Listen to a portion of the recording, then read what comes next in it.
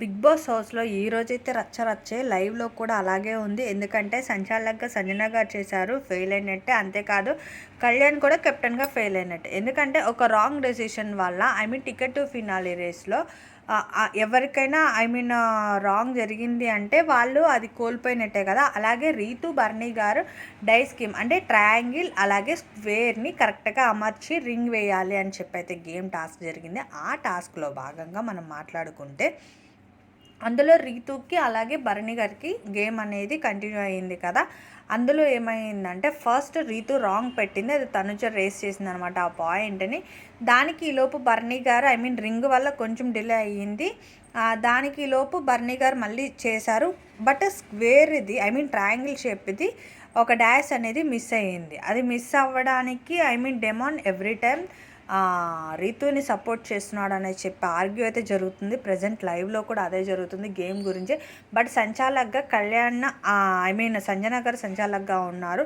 అలాగే కళ్యాణ్ డెసిషన్ వల్ల ఏమైందంటే లైవ్ ప్రకారంగా రాంగ్ డెసిషన్ తీసుకుని రీతుని డిక్లేర్ చేస్తారు విన్నర్ కింద. బట్ కానీ అక్కడ విన్నింగ్లో ఉందైతే భరణి గారు. దాని గురించి కొంచెం సీరియస్ అయ్యారు first time Bharani garu. But ticket finale race కాబట్టి కొంచెం ఆలోచించుకుని డెసిషన్ తీసుకుంటే బాగుండేది. దీని గురించి రాంగ్ డెసిషన్ వల్ల ఆయన ఫస్ట్ టైం సీరియస్ అయ్యారు. అంతేకాదు కళ్యాణ్ దాని గురించి సారీ కూడా డిక్లేర్ చేసుకున్నాడు.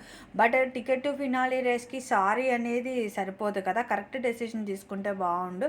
నాకు తెలిసి దీని గురించి నాకు సార్ అయితే మాట్లాడవచ్చు మేబీ. ఆ రేస్ నుంచి తప్పుకోవడం అనేది ఎవరికైనా కొంచెం ఇదే కదా, అంటే డైరెక్ట్ ఫినాలీకి వెళ్తాం కదా అనే థాట్లో ఉంటారు కదా. బట్ అదైతే కొంచెం మిస్టేక్ జరిగింది అనేది వచ్చింది. బట్ ఆ డయాస్ అయితే తనుజ రేస్ చేసింది, ఎందుకంటే అది ట్రయాంగిల్ షేప్లో లేదు అనేది అయితే ఒక క్లారిటీ వచ్చింది. ఇంకా పవన్ మీద అయితే గట్టిగానే ఫైర్ అయ్యారు, పవన్ మీద. అలాగే సంజన గారి మీద అయితే భరణి గారు గట్టిగానే ఫైర్ అయ్యారు. అలాగే కళ్యాణ్ మీద వీళ్ళ రాంగ్ డెసిషన్ వల్లే కదా తను కోల్పోయింది అని చెప్పి.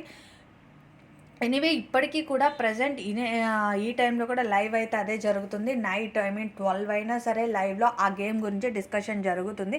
బట్ చూడాలి, వీకెండ్ వస్తుంది దగ్గరలో. నాకు సార్ ఏం చెప్తారో చూడాలి. ఇంకా టికెట్ ఫినాలి రేస్లో ఎవరు విన్నర్లో ఉంటారో కూడా చూడాలి.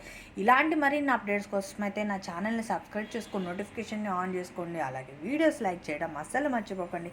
విన్నర్ ఎవరు అనుకుంటున్నారో కూడా నాకు కమెంట్ చేయండి. అంతేకాదు సంజన గారు సంచాలకుగా ఫెయిల్ అయ్యారంటారా, రీతు బర్నీ గారు వీళ్ళిద్దరిలో గేమ్ ఎవరు బాగా ఎఫర్ట్ పెట్టుంటారు? ముందైతే పెయింట్స్ గేమ్ సాగింది.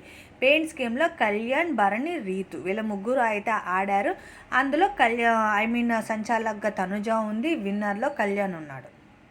ఎనీవే కళ్యాణ్ అది రెడ్ మార్క్ ఎక్కువ ఉండడం వల్ల తను ఓకే విన్నింగ్లో ఉన్నాడు. ఆ తర్వాత కాయిన్స్ గేమ్, డయాస్ గేమ్ అయితే సాగింది.